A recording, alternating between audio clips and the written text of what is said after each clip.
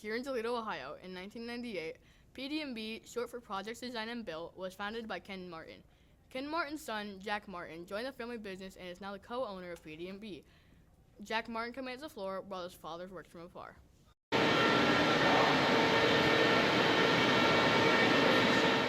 They come in with a pen or an idea or a product, and we take it from concept all the way to a manufactured piece of equipment running on their floor.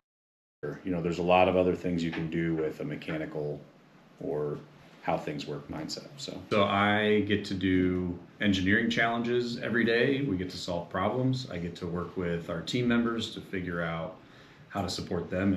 PD&B doesn't only make machines for manufacturers here in America. Projects Design and Built also supports those in other areas across the globe and makes machines for them. Countries such as Germany, Brazil, China, and the Czech Republic come to PD&B with their ideas.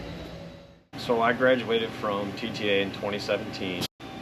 The people I work with are awesome, and then always coming into something new. It's never like repetitive work. And my job is to design automated assemblies.